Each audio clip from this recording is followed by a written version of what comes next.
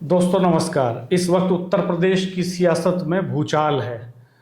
एक तरफ छोटे दलों ने भारतीय जनता पार्टी की बेचैनी बढ़ा दी है, तो दूसरी तरफ दिल्ली और लखनऊ की जो आपसी खींचतान है उसमें पेच फंस गया है। हमारे साथ सीनियर जर्नलिस्ट राजेश शर्मा जी मौजूद हैं और आज हम उत्तर प्रदेश के इन्हीं समीकरणों पर चर्चा करेंगे कि आखिर छोटे दलों के साथ भारतीय जनता पार्टी का जो रिश्ता है वो क्या कहलाता है। आपने देखा कि कई नेताओं ने अलग अलग बयान दिए हैं और कई नेताओं के बातचीत के जो तौर तरीके हैं वो बदल रहे हैं। संजय निषाद ने कहा कि अगर छोटे दलों का कोई वजूद नहीं है, हमने भारतीय जनता पार्टी को वोट नहीं दिलवाए हैं, तो भारतीय जनता पार्टी हमसे अलग क्यों नहीं हो जाती। ये बात संजय निषाद ने उसके बाद कही जब भारतीय जनता पार्टी के उत्तर प्रदेश सरकार के गन्ना मंत्री चौधरी लक्ष्मी नारायण ने आरएलडी पर निशाना साधा और कहा कि ये पटपांव हैं। इसके बाद संजय निषाद का बयान आ गया। इसी बीच में ओम प्रकाश राजभर का बयान वायरल होता है। ओम प्रकाश राजभर कहते हैं कि पीला जो गमछा है, उनकी जो पार्टी है वो उसके कार्यकर्ता, सुभाषपा के कार्यकर्ता पीला गमछा पहनते हैं। वो कहते हैं पीला गमछा पासपोर्ट है थाने में एंट्री का, कलेक्ट्रेट में एंट्री का, कचहरी में एंट्री का, पुलिस थानों में, पुलिस ऑफिसेज में एंट्री का। तो पीला गमछा डाल के जाइए, खुद पहचान जाएंगे पुलिस वाले। और एक वीडियो वायरल हो रहा है जिसमें पीले गमछे वाले उनके एक कार्यकर्ता को एक महिला पुलिसकर्मी चांटे लगा रही है। और कल अचानक आरएलडी चीफ जयंत चौधरी अप्रत्याशित तरीके से हाथरस में जाते हैं, आरएलडी आई रे गाना बजवाते हैं 2 बार और एड्रेस करते हैं, फेसबुक पे लिखते हैं जाने से पहले। तो ये जो घटनाक्रम है इनको किस तरह से आप देख रहे हैं? एक घटनाक्रम पे बात करते हैं। पहले आरएलडी के बारे में बात करते हैं। आरएलडी को अगर देखें तो पिछले चुनाव में, यूपी के विधानसभा चुनाव में आरएलडी का और समाजवादी पार्टी का गठबंधन था, आरएलडी और बीजेपी का गठबंधन नहीं था। पिछले लोकसभा चुनाव में ये दोनों दल एक साथ आए। जयंत चौधरी की हालिया गतिविधियों को एक बार आप गौर से देखेंगे तो वो लगातार वेस्टर्न यूपी में बहुत सक्रिय हुए हैं, लगातार उनका फुटफॉल बढ़ा है। बागपत में आ रहे हैं, शामली में आ रहे हैं, मुजफ्फरनगर में आ रहे हैं, मथुरा पहुँचे, लखनऊ पहुँचे। और बयानों को भी देखिए आप उनके गौर से कि वो शामली के एक गाँव में कहते हैं कि आप लोग जैसा कहेंगे मैं वैसा करूँगा, मुझसे सब कुछ मत कहलवाओ, मेरी कुछ बंदिशें हैं। अगली बार आते हैं तो प्रेस उनसे पूछती है कि बंदिशों का क्या मतलब है।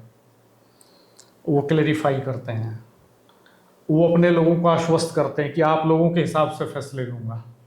और फिर जब जो उनकी पार्टी का एक गीत है, उनकी पार्टी के लिए 2021 में लिखा गया, 2022 के चुनावों को ध्यान में रखते हुए, एनडी जाट जो गायक हैं, जिनका असली नाम आशीष चौधरी है, जिन्होंने लिखा ये, तो एनडी जाट के गाने आरएलडी आई रे को लेकर विवाद हो गया। परसों वो मथुरा में एक कार्यक्रम में थे और उन्हें मंच पर रोक दिया गया, उतार दिया गया एक तरह से गाने के बीच में। और उसके बाद आरएलडी के कार्यकर्ताओं में आक्रोश फैल गया कि इस पार्टी में, सरकार में हमारी सुनी नहीं जा रही है, तो किस तरह का गठबंधन।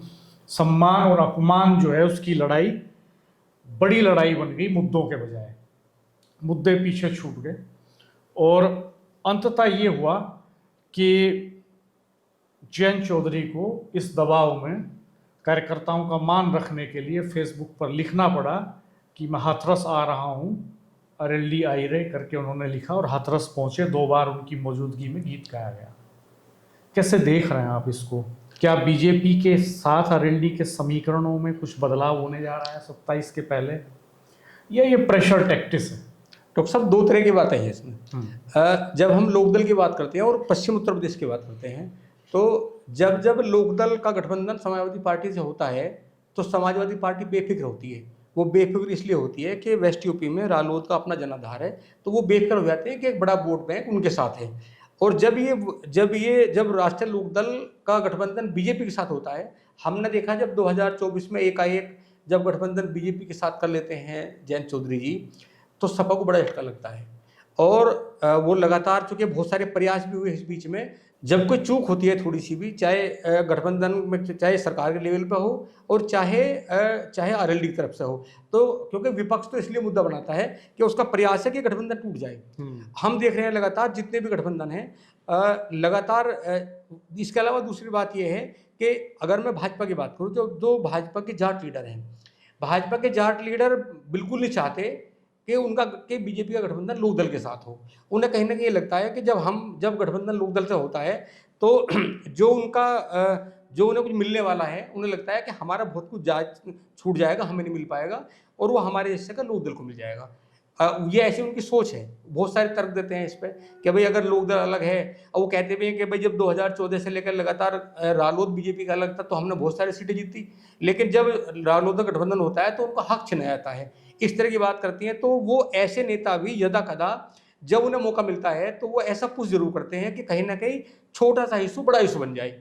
और जहाँ तक कुछ लोग ऐसे हैं जिनकी जो पूरे मन से पूरी संवेदना रखते हैं चौधरी साहब के नाम को लेकर, जयंत चौधरी को जो पूरा अपना सब कुछ मानते हैं, भगवान मानते हैं, अपना नेता मानते हैं, तो उन्हें कहीं ना कहीं ये लगता है, जो वो सुनते हैं, बोले जयंत चौधरी की चल नहीं रही, इसका मतलब मामला खराब है, बीजेपी ने कुछ कर लिया, तो उन्हें दुख होता है। लेकिन राजनीति तो चार तरह की होती है, बताया गया शास्त्रों में कि शाम दाम दंड भेद, चार तरह की राजनीति होती है। दूसरा, सत्ता में क्या है इस समय चूंकि दूसरी बार सरकार है प्रदेश में, देश में तीसरी बार सरकार है, हम लोग देख रहे हैं इतनी दिक्कतें हैं प्रशासनिक लेवल पे, इतना कम्युनिकेशन गैप है नेताओं में और अधिकारियों में। अब ऐसा लगता ही नहीं कि सरकार जो है इस समय कि सरकार नेताओं की है, ऐसा लग रहा है कि जैसे अफसरों की सरकार है। बहुत सारे लोग मिलते हैं, और हकीकत भी है, रोज अखबार छपते हैं, डेली सोशल मीडिया पे हम लगातार देखते हैं कि आपस में टकराव होता है पॉलिटिकल लोगों के बीच में, सत्ता के लोगों का उनसे टकराव भी होता है, और जो विपक्ष के लोग हैं वो तो ये कहते हैं कि उनके तो काम ही नहीं हो रहे। अब डॉक्टर साहब, अगर मैं पूरे प्रदेश की बात करूं, बीजेपी का गठबंधन यहाँ पश्चिम उत्तर प्रदेश में राष्ट्रीय लोकदल से है। जब हम पूर्वांचल की बात करें तो वहाँ अपना दल एस अनुप्रिया पटेल के साथ गठबंधन है। जब पूर्वांचल की बात करेंगे तो वहाँ चूंकि जो सुभाषपा है, जो ओम प्रकाश राजभर जी से गठबंधन है, वहाँ भी वहाँ के रिश्ते। जब हम बनारस की बात करें तो संजय निषाद, जो निषाद पार्टी है, उनका गठबंधन बीजेपी के पास है। बीजेपी को ये लगता है जब गठबंधन करती है बीजेपी कि ये जो छोटे छोटे दल हैं उनसे बीजेपी की नैया पार होती है। तो बीजेपी मानती है कि अगर छोटे दल उनके साथ नहीं होंगे तो बीजेपी सरकार नहीं बना पाएगी। लीडरशिप मानती है, टॉप लीडरशिप मानती है, निचले लेवल के नेता तो मानते नहीं। तो टॉप लीडरशिप का फोकस रहता है सरकार बनाने पे। अब संजय निषाद की इस बात में तो दम है ना कि अगर भारतीय जनता पार्टी को लगता है इनका कोई जनाधार नहीं है, ये कोई फैक्टर नहीं है, तो हटा दे, उनके मंत्रियों को गठबंधन से अलग कर दे। सोहेल, लेकिन ऐसा तो करती नहीं भारतीय जनता पार्टी, वो सबको सटा के रखती है सबके बावजूद। दरअसल डॉक्टर साहब क्या है, संजय निषाद जी का मैंने बयान सुना, जो निषाद जाति के भाजपा के लोग हैं वो बर्दाश्त नहीं करते कि संजय निषाद बीजेपी के साथ हो।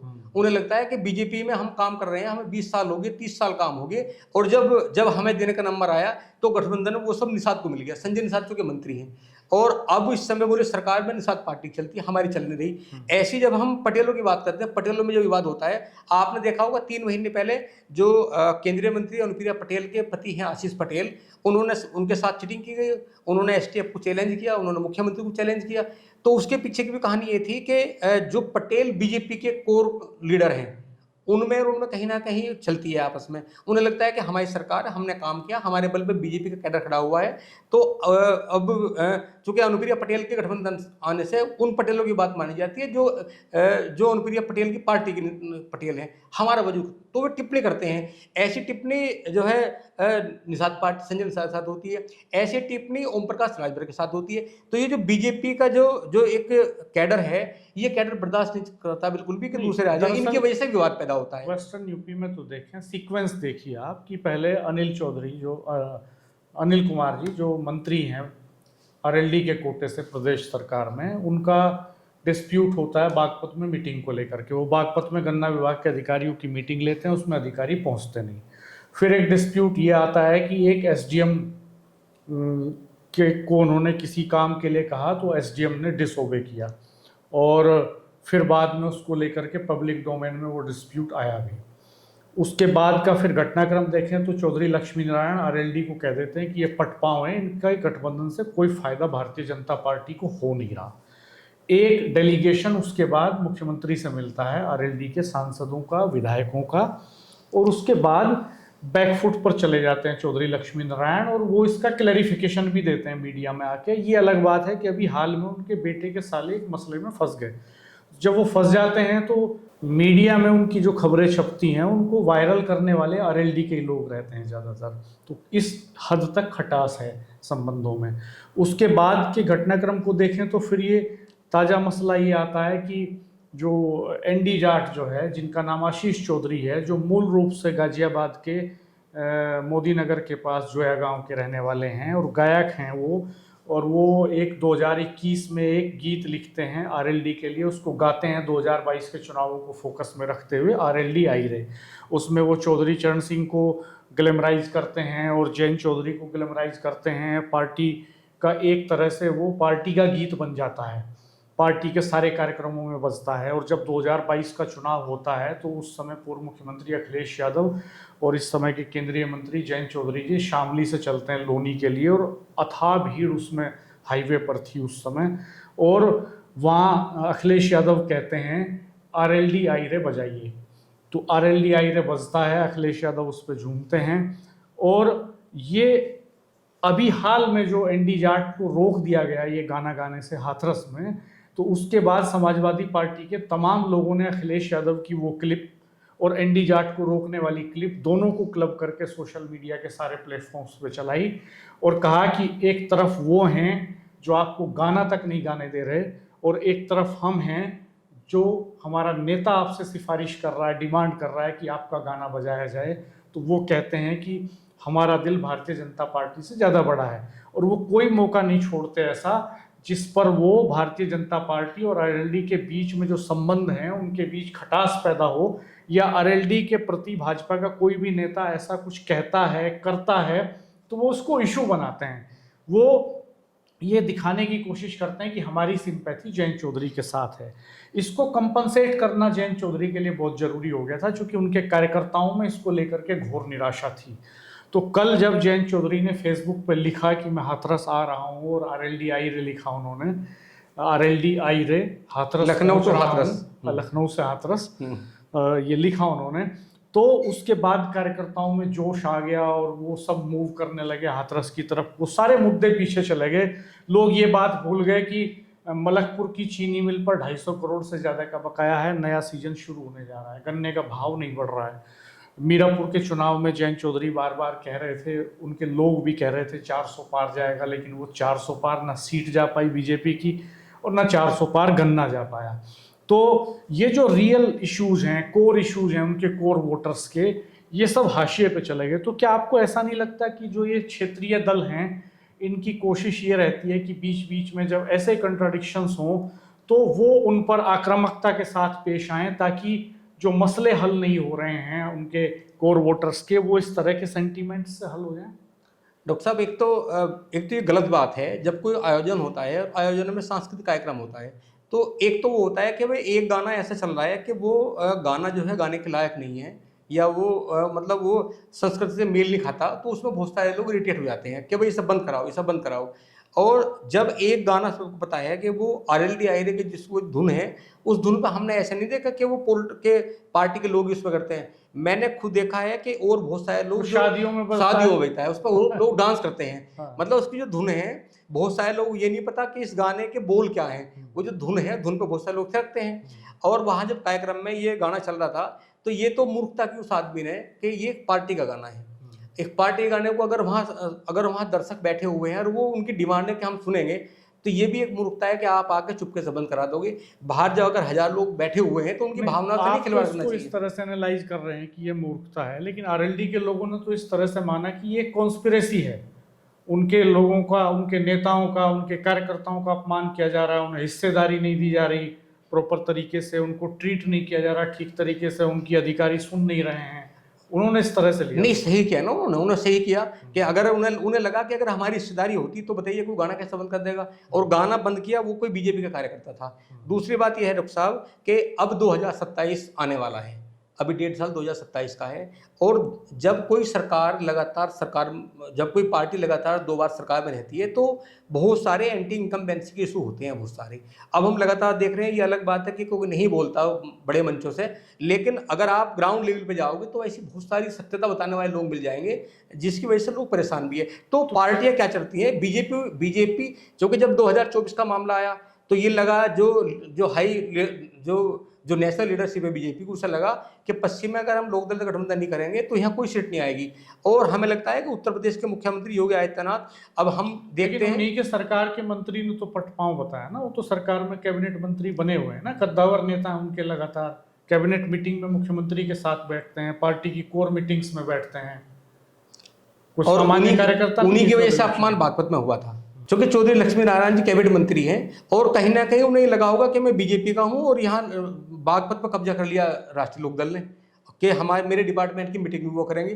तो वो जो कंट्रोवर्सी पैदा करी है वो, और फिर उसके बाद में जो इस तरह की टिप्पणी की गई, हमें लगता है राणा जी कि सर ये जो लीडरशिप है ये तो चाहती है कि 2027 में जब चुनाव होगा हमारे साथ लोकदल रहे या जो दूसरे दल हैं उत्तर प्रदेश के जो इस समय बीजेपी गठबंधन में हैं, लेकिन जो बीजेपी के नेता हैं वो कहीं ना कहीं वो बर्दाश्त नहीं कर रहे और उनकी टिप्पणी की वजह से कहीं ना कहीं लोगों में निराशा होती है। रालोद के कार्यकर्ताओं में निराशा होना वाजिब है, निराशा होना इसलिए वाजिब है, गठबंधन हुआ तो उन्हें ये लगा कि गन्ने का रेट बढ़ेगा, गठबंधन हुआ तो उन्हें ये लगा कि जो गन्ने का बकाया अभी शुगर मिलों में बकाया है वो जल्दी मिलेगा।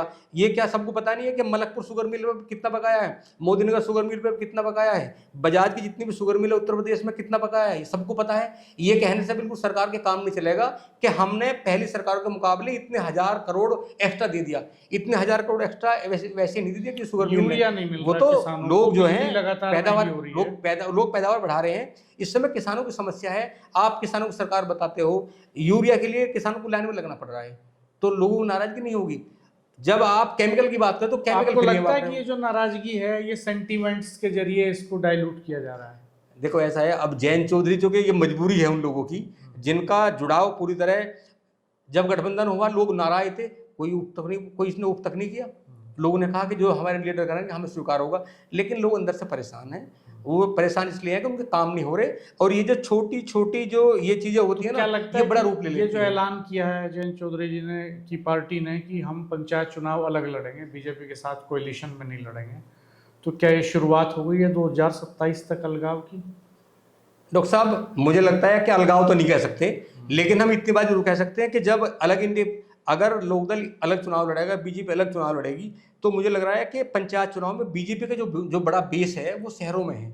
जब देहात में बीजेपी के बेस की बात करते हैं तो देहात में बीजेपी का इतना बेस नहीं है, और मुझे लग रहा है कि जब तक चुनाव आएगा, अभी चुनाव की घोषणा नहीं हुई कि चुनाव कब होंगे, मुझे लगता है कि बीजेपी की ये मजबूरी होगी कि राष्ट्रीय लोकदल के साथ गठबंधन करे पंचायत चुनाव में, क्योंकि पंचायत चुनाव ये मिनी विधानसभा का चुनाव है, 2027 के लिए मैसेज देना होगा, और अलग लड़े तो बीजेपी का नुकसान होगा।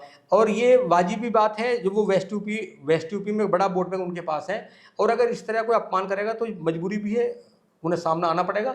दूसरा क्या है कि जब ऐसा गठबंधन होता है तो इशारे होते हैं, इशारे ये होते हैं कि भाई हमारी जितनी हमारी ताकत है या जितना हमारा वजूद है उसके हिसाब से हमें कुछ दिया भी जाए। क्या ये फ्रेंडली गेम तो नहीं चल रहा है कुछ, कहीं सब कुछ प्लान्ड है, आपसी अंडरस्टैंडिंग से चल रही हैं सारी चीजें? डॉक्टर साहब गठबंधन जब होता है सरकारों का, तो जब एसी कमरों में बंद कमरों में बात होती है तो उन बातों का पता तो नहीं चलता, मैसेज होता है बाहर। जनता तो बहुत भोली होती है, वो तो एक मैसेज को समझ लेती है। क्या जनता है, ये पब्लिक है, ये सब जानती है, जनता भोली नहीं है।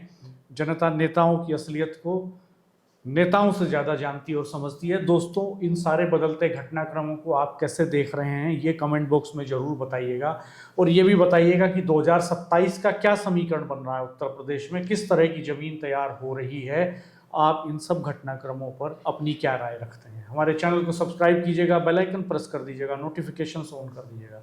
धन्यवाद, नमस्कार।